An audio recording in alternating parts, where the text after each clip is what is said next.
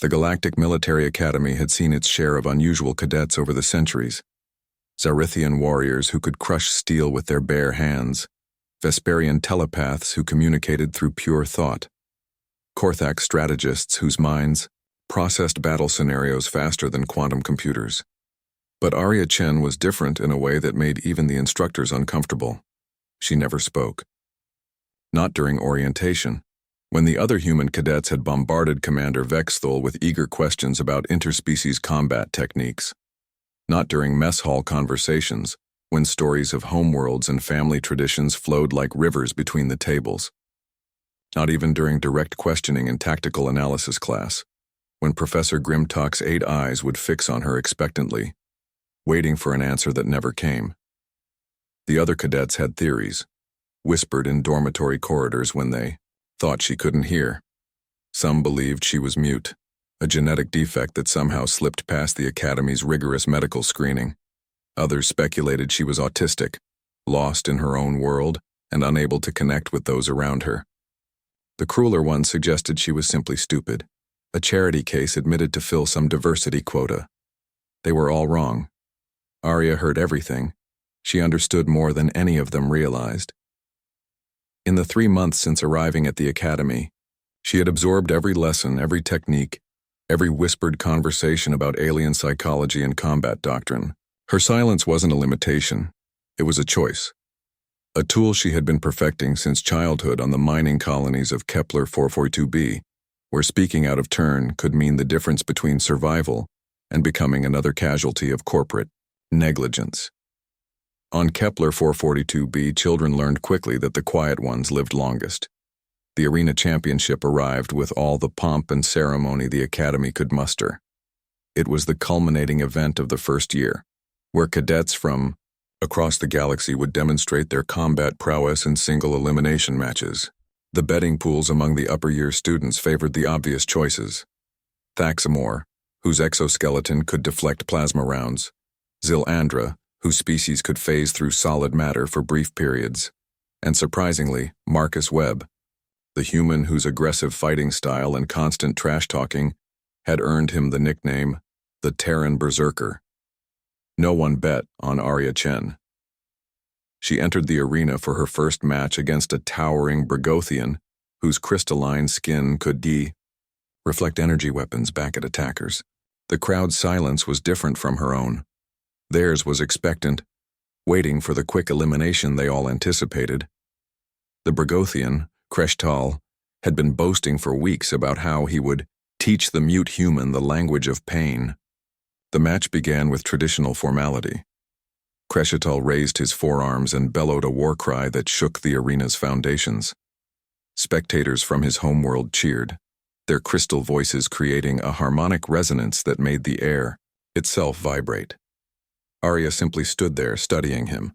For 30 seconds, neither moved. Kreshtal's confidence began to waver as he realized his opponent wasn't cowering or preparing a desperate charge. She was just watching, learning. Her dark eyes tracked the subtle shifts in his crystalline structure, the way certain facets dimmed when he prepared to move, the microscopic cracks that appeared near his joints when he tensed. When she finally moved, it was without warning or declaration. No battle cry, no telegraphed attack. She simply flowed forward like liquid shadow, her body adapting to the terrain with the unconscious grace of someone who had spent their childhood navigating treacherous mine shafts in the dark.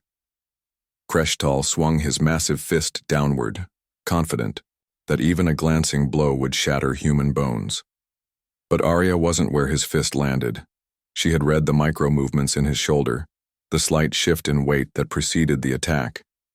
By the time his blow cratered the arena floor, she was already behind him, her vibroblade finding the exact spot where his crystalline armor was thinnest.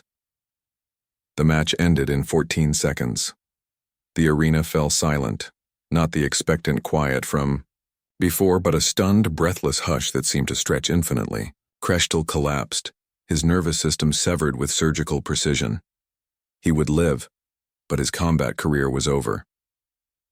Arya walked toward the exit without acknowledging the crowd's existence. Word spread through the academy like wildfire. The quiet human girl wasn't just competent, she was dangerous. Her second match lasted 11 seconds. Her third, 8. Each victory was a masterclass in efficiency, a demonstration of what happened when perfect observation met flawless execution. The semifinals pitted her against Marcus Webb, the human everyone had expected to represent their species in the final. Marcus came out swinging, unleashing a barrage of attacks that would have overwhelmed most opponents. He shouted challenges, tried to goad her into making mistakes, used every psychological warfare technique the Academy had taught. Arya treated his words like background noise, irrelevant data that didn't affect the mission parameters. She watched his patterns, noted how his anger made him predictable, how his need to prove himself created exploitable openings. When she struck, it was with the inevitability of entropy itself.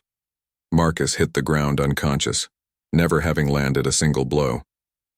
The final match was against Zil-Andra, the phase-shifting prodigy who had never lost a combat exercise. The Vesperian crowd projected waves of confidence through their telepathic link, certain their champion would claim victory. After all, how could anyone fight an opponent who could become intangible at will? But Arya had been watching Zil-Andra for months, studying the telltale signs that preceded her phase shifts, the brief moment of vulnerability that occurred during the transition. Most importantly, she had noticed something others had missed. Zil-Andra always shifted when she felt threatened, and she always felt threatened when her opponents were silent.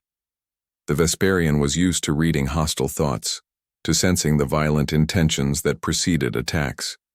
Against an opponent whose mind was perfectly still, whose intentions were hidden behind walls of learned silence, Zil-Andra was effectively blind.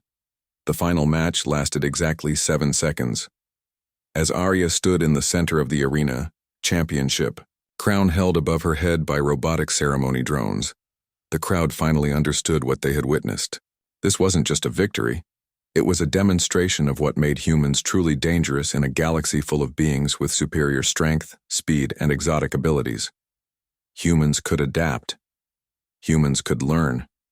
And some humans, the quiet ones who watched and waited and struck like lightning from clear skies, could master the one weapon that no species could defend against. Perfect, patient, predatory silence. Commander Vexthul approached her after the ceremony, his reptilian features showing something that might have been respect. "Cadet Chen," he said, his voice carrying across the now empty arena. "Do you have anything you'd like to say about your performance today?" Arya looked at him for a long moment, her dark eyes reflecting depths that suddenly seemed far older than her 19 years. When she finally spoke, her voice was soft but carried clearly in the silence. "Silence is not empty," she said. "It's full of answers." Then she turned and walked away, leaving the commander to contemplate the terrifying implications of what his academy had just unleashed upon the galaxy.